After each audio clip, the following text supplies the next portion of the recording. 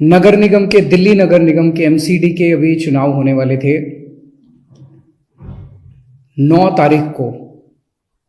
जो दिल्ली चुनाव आयोग है, स्टेट इलेक्शन कमीशन है दिल्ली का, उन्होंने सुबह सुबह एक प्रेस इनविटेशन भेजा कि आज शाम को 5 बजे चुनाव आयोग एमसीडी के चुनावों की तारीख का ऐलान करेगा, डेट्स ऐलान करेगा, किस तारीख को नॉमिनेशन होगा, किस तारीख को विड्रॉ किया जा सकता है, चुनाव किस तारीख को होंगे।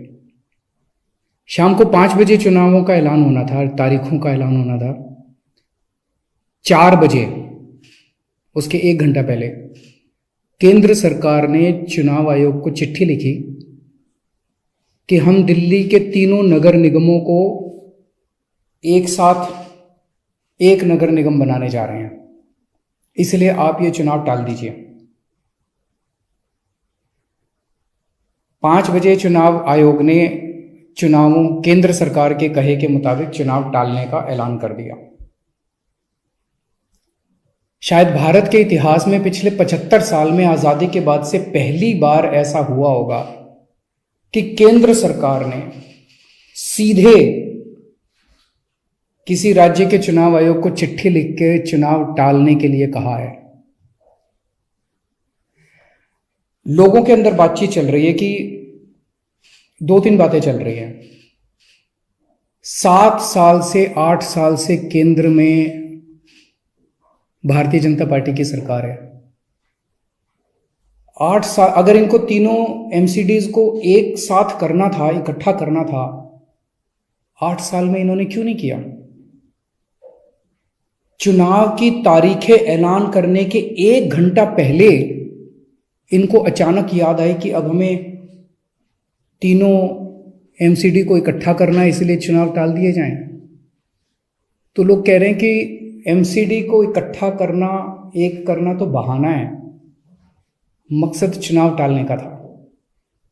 क्योंकि बीजेपी को लग रहा था कि दिल्ली में अगर चुनाव होंगे तो आम आदमी पार्टी की जबरदस्त लहर है, बीजेपी उस लहर में बह जाएगी और बीजेपी हार जाएगी, इसलिए चुनाव टालने के मंशा से ये किया गया। दूसरा, ये भी लोग कह रहे हैं कि चुनावों का तीनों नगर निगम एक साथ करने से क्या लेना देना है। आज 3 नगर निगम है दिल्ली में, 272 वार्ड हैं, कुछ इसमें कुछ इसमें कुछ इसमें। तो तीनों नगर निगम के काउंसलर अपने अलग अलग नगर निगम में बैठते हैं। चुनाव हो जाने दीजिए, अगर तीनों को इकट्ठा भी कर दोगे आप तो वो एक जगह बैठने लग जाएंगे। दोबारा चुनाव कराने की क्या जरूरत है? अभी चुनाव रोकने की क्या जरूरत है? चुनाव टालने की क्या जरूरत है? चुनाव करवाओ, नए काउंसलर आएंगे और नए काउंसलर जो भी आएंगे वो जब तक तीनों नगर निगम है तीनों में बैठ जाएंगे, एक नगर निगम होगा वो एक साथ आके बैठ जाएंगे। तो चुनाव टालने की तो जरूरत ही नहीं थी। लेकिन मकसद तीनों नगर निगम एक साथ करने का नहीं था। अगर करना होता तो 7 साल में कर लेते ये लोग। मकसद था चुनाव टालने का। ये देश के लिए अच्छा नहीं है, दोनों चीजें अच्छी नहीं है। जो केंद्र सरकार ने चिट्ठी लिख के चुनाव टालने को कहा वो भी ठीक नहीं है, और चुनाव आयोग केंद्र सरकार के सामने झुक गया और चुनाव टाल दिए, ये भी अच्छा नहीं है जनतंत्र के लिए। मेरी हाथ जोड़ के प्रधानमंत्री जी से अपील है, प्रधानमंत्री जी, सरकारें आती जाती रहेंगी, कल आप भी नहीं होंगे, कल मैं भी नहीं होऊंगा। हम इंपॉर्टेंट नहीं है, लोग इंपॉर्टेंट नहीं है, पार्टियां इंपॉर्टेंट नहीं है, देश इंपॉर्टेंट है। अगर हम चुनाव आयोग को दबाव डाल के चुनाव कैंसिल कराते हैं, इससे चुनाव आयोग कमजोर होता है, और चुनाव आयोग कमजोर होता है, चुनाव कैंसिल होते हैं तो देश कमजोर होता है। हम सबको मिलकर देश की रक्षा करनी है। किसी भी हालत में हमें इंस्टीट्यूशंस को कमजोर नहीं होने देना। मेरी आपसे हाथ जोड़ के विनती है, चुनाव कैंसिल मत कराइए। अगर चुनाव कैंसिल होते हैं, ये जनतंत्र के लिए बहुत बड़ा खतरा है। आज ये कहा जा रहा है कि हम तीनों एमसीडी एक करना चाहते हैं, इसीलिए चुनाव टाल दीजिए। कल को मान लो लोकसभा का चुनाव है, उसके पहले अगर कहा जाएगा कि ये पार्लियामेंट्री सिस्टम अच्छा नहीं है, हम प्रेसिडेंशियल सिस्टम लाना चाहते हैं, संविधान में बदलाव करना चाहते हैं, इसलिए चुनाव टाल दीजिए, तो क्या चुनाव टाले जाएंगे? मान लो कल को कोई स्टेट असेंबली का चुनाव है, ये कहा जाएगा कि हम 2 राज्यों को इकट्ठा करना चाहते हैं इसीलिए चुनाव डाल दीजिए, तो क्या चुनाव टाल दिए जाएंगे? क्या जनतंत्र के अंदर चुनाव ऐसे टाले जा सकते हैं?